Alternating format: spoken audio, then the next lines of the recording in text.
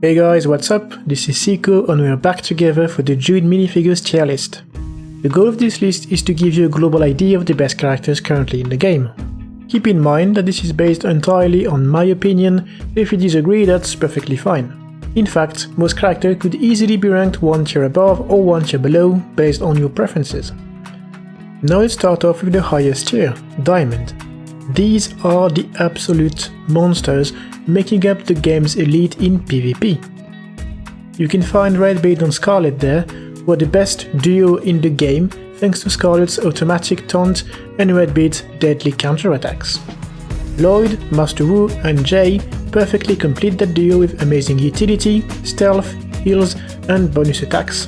One thing to keep in mind is that Jay can do bonus attacks against low health and random enemies, making him effectively able to bypass taunts, and that is invaluable.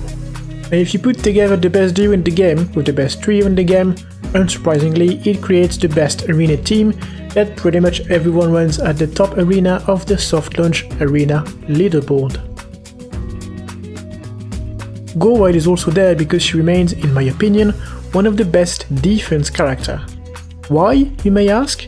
Because the attacking team always has turn order priority, meaning that the attacking team will always attack first, and that is even if characters on the defense team have the same speed.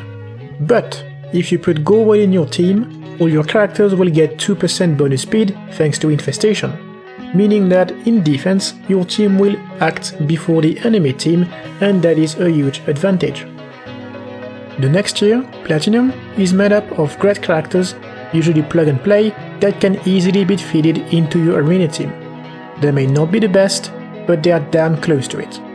This includes Locust, who has amazing utility and debuffs, Cookbart, who is the best single target healer in the game, Aurora for unlimited revives and healing, Ash and Highwayman for high single target damage, UP for a mix of revives and damage, as well as the Castle Trio, Magisto, Jester Gogo and Barnabas.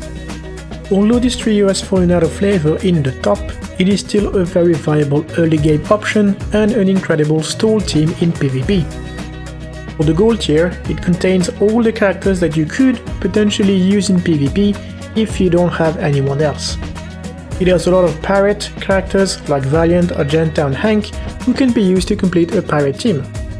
It also has Kai and Zane from Ninjagos who are good damage dealers but currently lack a real Ninjago set. This lack of Ninjago set means that players should use the Forbidden Island with Red Beard and Scarlet to round up their Ninjago team instead.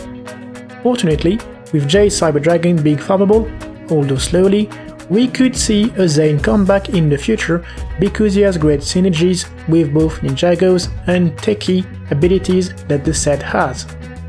The gold tier also includes Hiker, who I think should be a staple in your early game team, so I recommend farming him from the start. Silver is the last usable tier. It contains all characters that you could also potentially use to round up a team for an event or a mission, but these characters should probably not be used anywhere else, and especially in PvP. Darwin is a great addition to a beginner team for the Pegleg Gold event, Commander Cold is required for the Space Gear event, Chef is decent as a city healer in your event, which is very important by the way since it gives ability materials that you will need, trust me on this one, and you can also use the Businessman as a secondary attacker in the event. Cactus Girl will also help you early on with the Builder campaign, and overall these characters remain usable but not recommended unless you absolutely need something to complete your team. The Bronze tier is where we are starting to see the bottom. The difference between Bronze and Y characters is that the Bronze characters could potentially be used somewhere, while the others should definitely not be. Dwayne Blacktron, for instance, could be used in the Space Gear event, and Chicken Suit Guy will be your best attacker up until level 30 to 40, where he starts to fall off.